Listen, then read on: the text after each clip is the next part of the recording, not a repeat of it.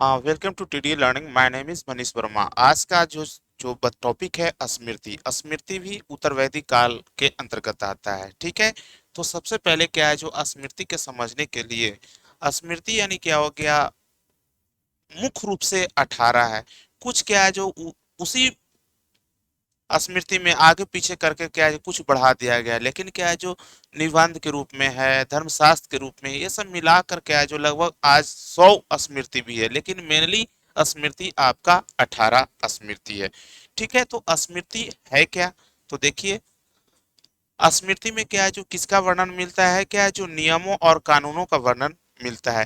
तो यानी प्राचीन काल या वैदिक काल में राज समाज को चलाने के लिए, है ना, जिन कानूनी ग्रंथों का विकास हुआ या रचना हुआ उसे हम क्या कहते हैं, स्मृति कहते हैं। ठीक है, तो देखिए स्मृति का परिभाषा, प्राचीन काल या वैदिक काल में राज समाज को चलाने के लिए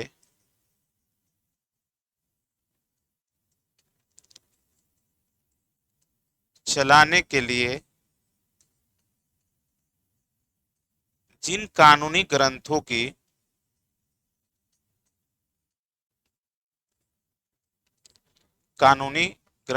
रचना हुई,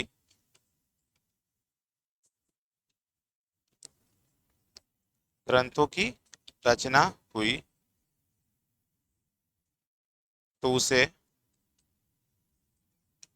स्मृति कहते हैं। ठीक है, स्मृति में कानूनों और एवं नियमों का वर्णन मिलता है। यानी क्या हो गया, स्मृति में मुख्य रूप से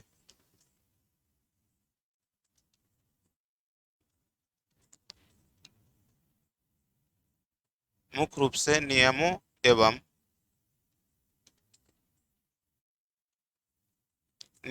एवं कानूनों का वर्णन मिलता है, का वर्णन मिलता है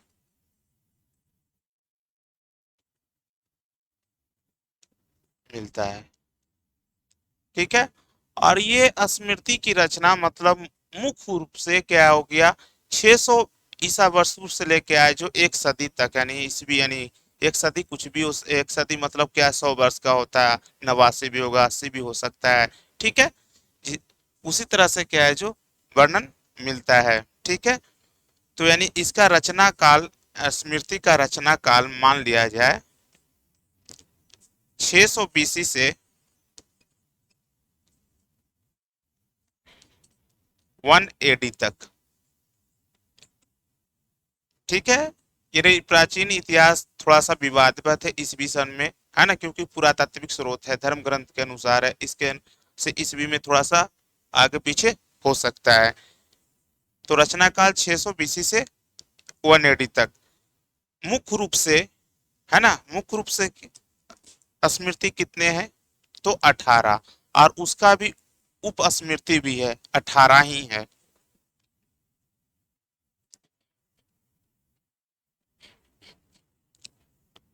मुख्य रूप से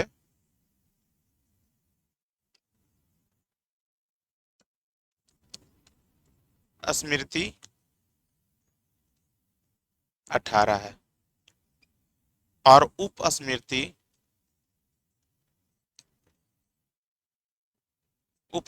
भी 18 है। ठीक है, जिसमें सबसे प्राचीन और प्रथम क्या आता है, मनुस्मृति आता है, जो कानूनों का मतलब पहला विधि है। ठीक है, तो यानी सबसे पहला स्मृति का नाम क्या है, मनुस्मृति। ठीक है, मनुस्मृति। ठीक है, सबसे पहला, प्रथम यानी क्या हो गया, प्रथम एवं सबसे प्राचीन,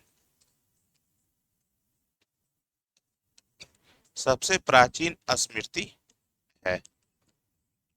प्रथम एवं सबसे प्राचीन स्मृति क्या है, जो मनुस्मृति है। ठीक है, इसका रचना काल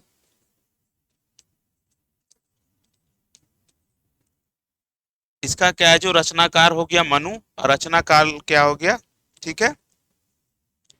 रचना काल देख लीजिए, 200 बीसी से 100 एडी तक।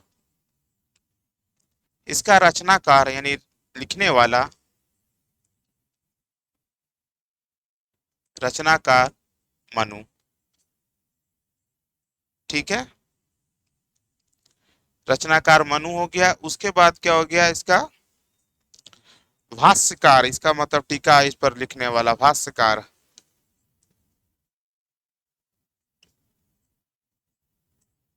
कुल्लू भट्ट, कुल्लू भट्ट।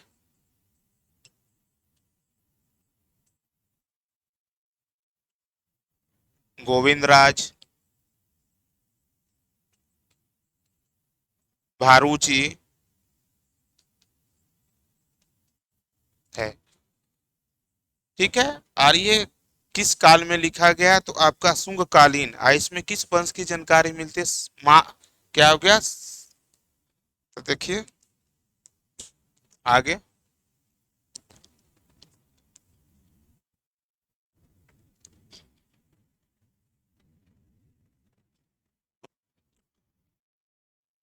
ये शुंग कालीन लिखा गया है, शुंग काल में,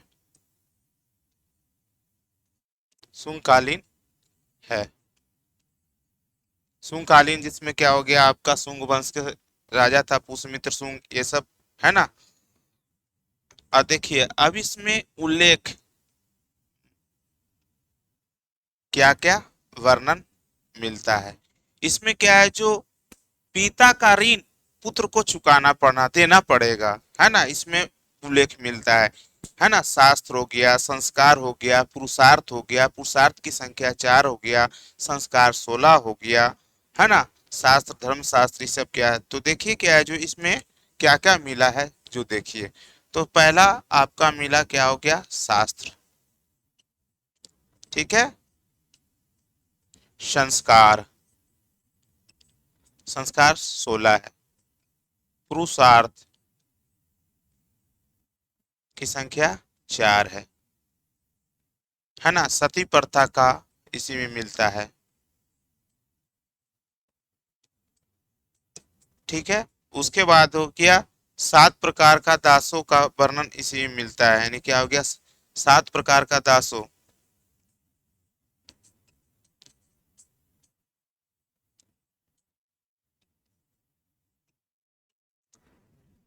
तो यानी ये आपका मिलता है किसमें, तो मनु स्मृति में मिलता है, जो प्राचीन मनु स्मृति है, ठीक है। अब उसके बाद क्या आते हैं, याज्ञवल्क स्मृति। दूसरा स्मृति का नाम क्या है, याज्ञवल्क स्मृति।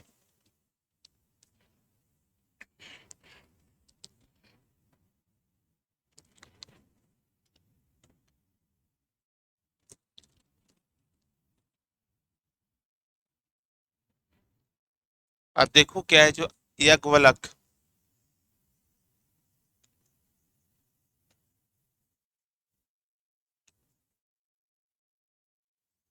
इसमें क्या है, जो सूदखोरों का वर्णन है। लेकिन सबसे पहले क्या है, जो है ना, इसका जो लिखने वाला कौन है ना, तो इसका जो काल हो गया, इसका रचना काल, याग्लवक स्मृति का रचना काल आपका हो गया 100 बीसी से 100 एडी तक, यानी 100 ईसा वर्ष पूर्व से 100 ईस्वी तक आपका रचना काल हो गया, ठीक है। इसमें क्या है, इसका जो भाषाकार कौन हो गया, भाष्यकार,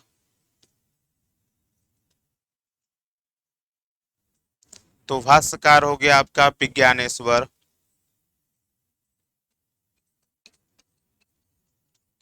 विश्वरूप,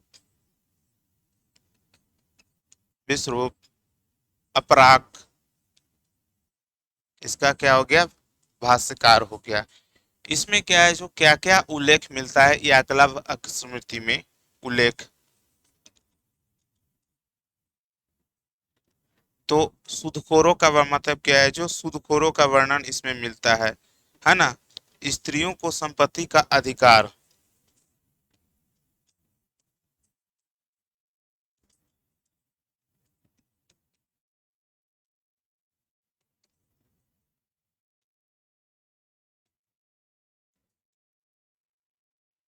संपत्ति में अधिकार। ठीक है, इसके अलावा मेनली रूप से आपका यही है, एकलव्य स्मृति, है ना, 100 ईसा वर्ष पूर्व से ये आपका भाष्यकार उल्लेख क्या है, जो स्त्रियों की संपत्ति का अधिकार। अब आते हैं, तीसरा है जो नारद स्मृति। ठीक है,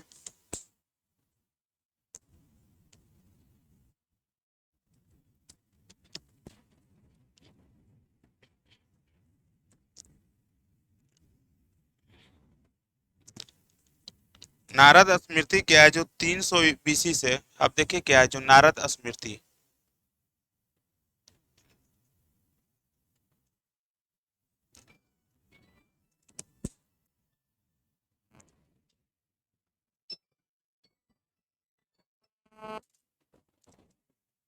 नारद स्मृति रचना काल देखिए इसका, रचना काल 300 ईसा वर्ष पूर्व,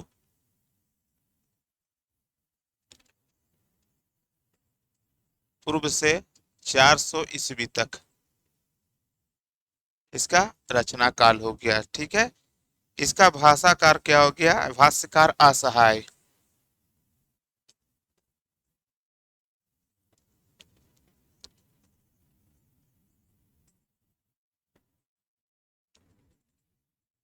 असहाय।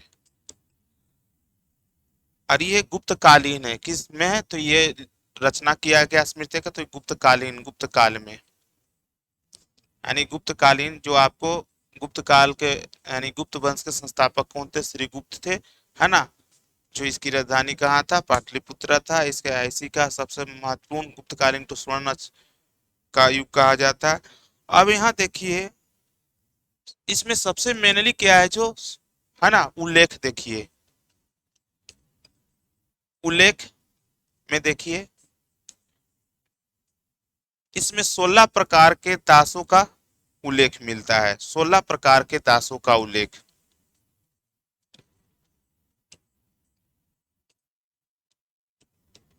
दासों का उल्लेख। फिर क्या हो गया, इसमें 16 प्रकार के दासों का उल्लेख मिलता है, अब प्लस क्या हो गया, दिनार यानी सिक्का का, यानी सोना का सिक्का। ठीक है, यानी दिनार शब्द का सर्वप्रथम इसी में हुआ था उल्लेख, यानी नारद स्मृति में ही दिनार शब्द का पहला उल्लेख हुआ था, दिनार शब्द का सर्वप्रथम उल्लेख।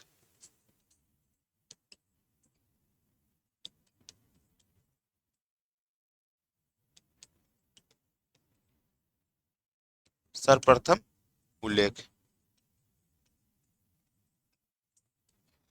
ठीक है, उसके बाद अब आते हैं, हम्म कथ्यानन स्मृति। ये कथ्यानन स्मृति में आपका इसमें है, सूत्रों को पढ़ने और का मतलब क्या है, जो छूट नहीं दिया गया था। ठीक है, चलिए आगे।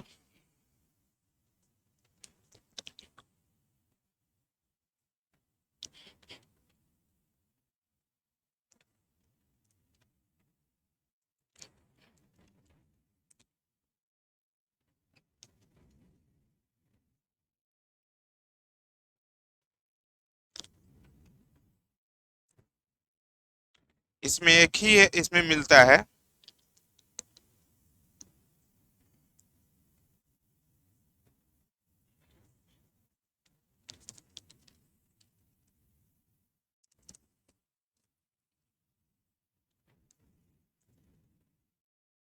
सूत्रों को पढ़ने और सुनने पर रोक था, मेनली यही था। सूत्र मतलब क्या हो गया आपका, जो आपका चार चतुर्वर्ण था, ब्राह्मण, क्षत्रिय, वैश्य और शूद्र, ये आपका उल्लेख उत्तर वैदिक काल में सबसे ज्यादा जटिल हो गया, है ना। ऋग वैदिक काल में काम के आधार पर था, है, लेकिन इस उत्तर वैदिक काल में ज्यादा हो गया। वेद में भी मिलता है क्या है, जो ब्राह्मण का उल्लेख 15 बार, क्षत्रिय के 9 बार और वैश्य और शूद्र का 1 बार मिलता है। तो इसमें क्या हो गया, शूद्रों को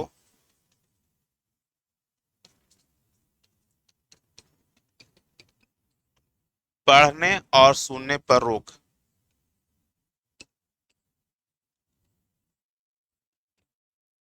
रोक था। ठीक है। उसके बाद अगला आएगा आपका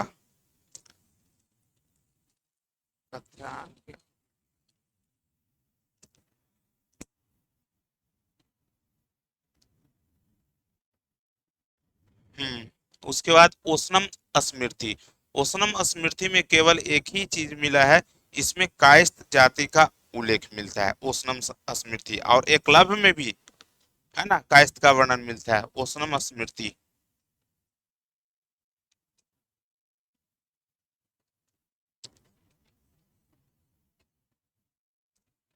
कायस्थ जाति का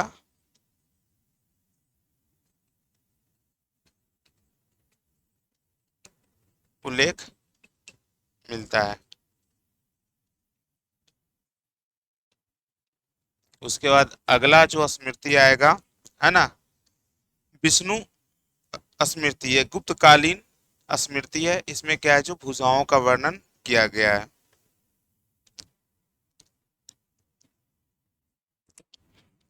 विष्णु स्मृति,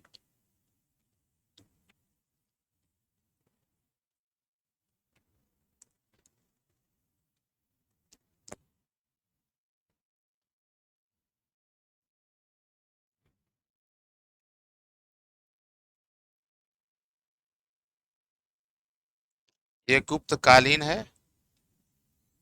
इसमें केवल क्या है, जो भुजाओं का उल्लेख किया गया है।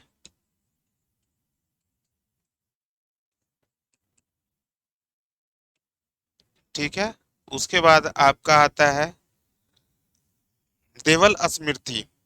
ये पूर्व मध्यकालीन स्मृति है। इसमें सबसे पहला क्या, मुस्लिम मुस्लिम धर्म में परिवर्तित हिंदुओं को पुनः वापस लाने के लिए नियम दिया गया है। देवल स्मृति है जो पूर्व मध्यकालीन स्मृति है। इसमें मुस्लिम धर्म में परिवर्तित होने वाले हिंदुओं को वापस लाने के लिए नियम दिया गया है। तो किस स्मृति में, देवल स्मृति में। और देवल स्मृति पूर्व मध्यकालीन है। अगला है जो देवल स्मृति।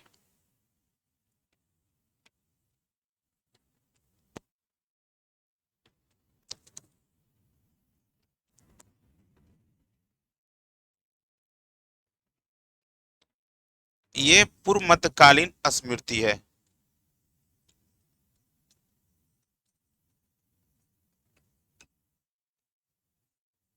कालीन स्मृति है।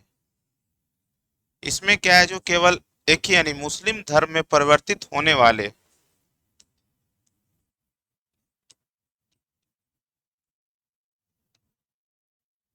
धर्म में परिवर्तित होने वाले,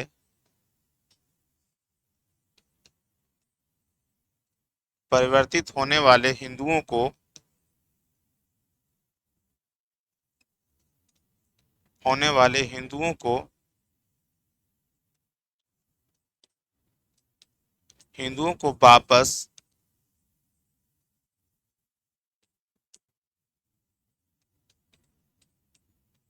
लाने के लिए नियम दिया गया है।